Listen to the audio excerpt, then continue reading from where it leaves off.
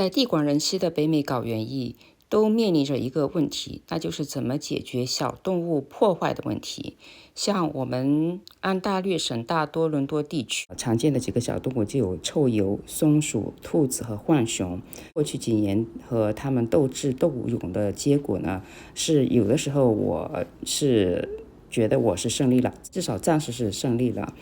那么有的时候是和动物打成平手了，但有的时候呢，也不得不转入长期防御的这么一个状态。今天就聊聊我是怎么样对付它们的，以及从中得到的经验教训。首先第一个，其实臭鼬其实是最容易对付的，它们的特点是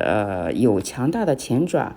能够挖地，但是它不能爬也不能跳。然后完了，它有一个臭名昭著的武器，就是说你如果是靠得太近的话，把它给惊动的话，它就会喷出一个毒气弹，让你这个房子周围的话，未来的1个星期都有那种非常奇异的味道，久久不能散去。如果家里有宠物的话，就更糟糕了，那个宠物会把那个味道带进屋内来。那么对付臭鼬的方法其实也不是很复杂的，就是一定要堵漏，一定要加强fence 下端和土地接触的那个区域的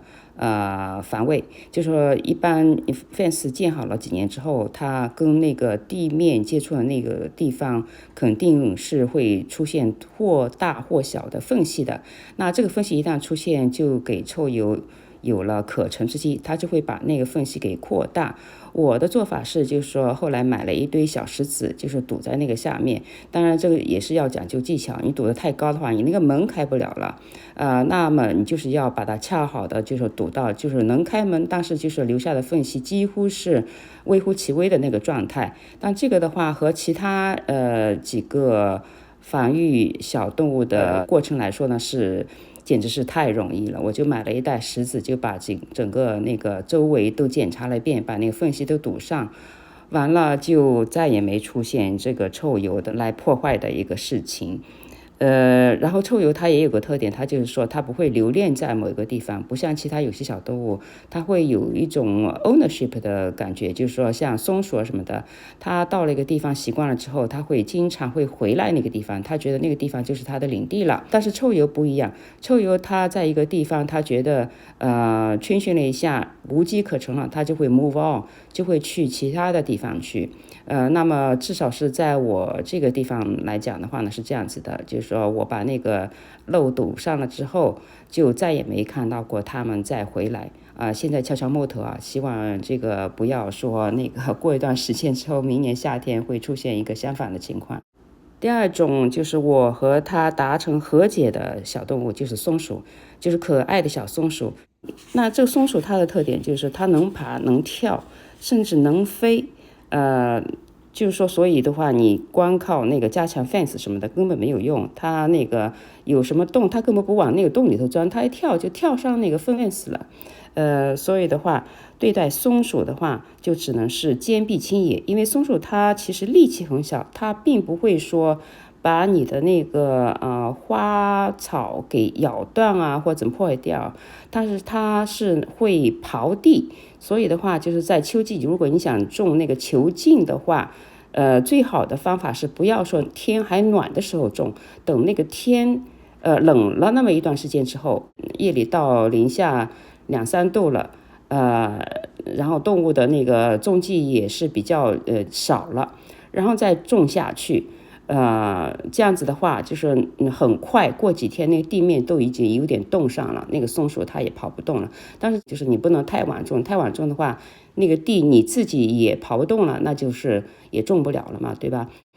但是就是说你太早种的话，你种下去之后，特别是那个土还比较新鲜的时候，那个松鼠过来会刨的。那这个时候的话，有的人就是会拿一个网，就是那 chicken wire， 就是那种网，把它铺在地上。那个方法我以前也用过，那个还是挺有效的。松鼠过来，它刨了一下，发现那个只能刨到那个网，他就放弃了。当时那个的话就增加了工作量嘛，对吧？你就是要把那个网铺在地上，然后第二年春天的时候，在那个球茎花刚刚发芽的时候，要把它及时的撤去。有一年我就是撤晚了，后来就是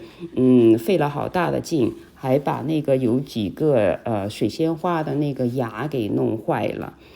这就是这个用这个 Chicken Wild 的一个优缺点吧。我觉得最省事的方法还是就是说，趁天气稍微冷一点，像去年的话，我是12月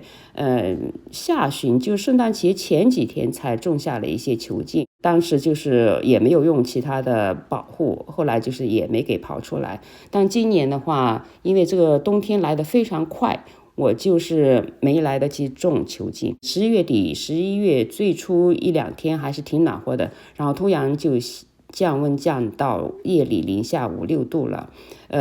之后就一直是还比较冷，然后陆续也下了雪，一直就是也是没有机会再补种就是球茎。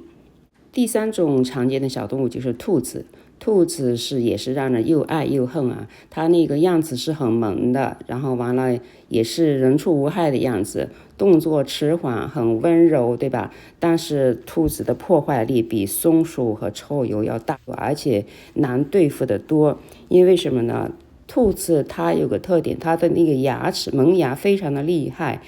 然后它也是能跳。虽然咱们这儿的兔子都是那种软尾兔，叫 Cottontail Rabbit， 它跟那个草原上的兔子不一样。草原上那个兔子它是能跳得非常高，而且它那个后肢是非常发达的，能跑得非常快。咱们这儿的兔子还好，不是那种兔子，就是说它跳高的能力有限的，好像是只能跳到2-3尺高那样子。所以的话，一般就是说给花圃围一个 fence， 那么2-3尺高的也足够能防御了。兔子它的特点是，除了那个强大的门牙之外，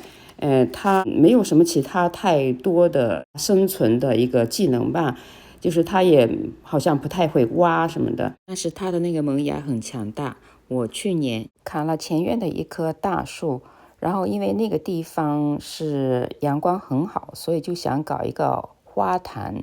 之前我也注意到前院经常有兔子，所以就选了一些据说是 rabbit proof 的植物，比如说 Russian sage 啦，还有薰衣草之类的。根据我的搜索，都是说 Russian sage 和那个薰衣草它都是有强烈的味道，小动物都不喜欢的。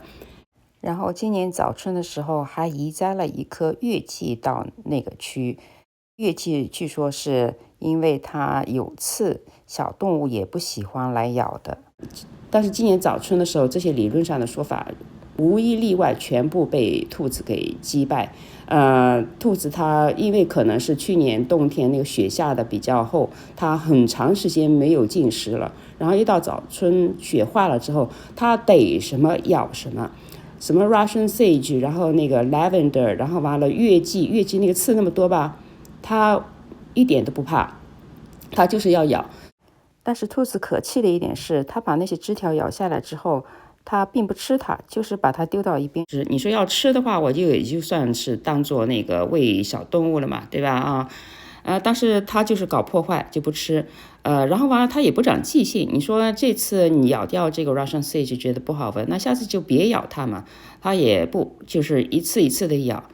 这是最让人觉得可气的地方。那么对付兔子，我也尝试过不同的方法，各有千秋吧。最后还是决定就是用栅栏是唯一真正能够解决的办法，但是这个栅栏也是有它的优缺点。由于时间的关系，这些我都会在下期节目当中分享。今天就先到这里，谢谢，拜拜。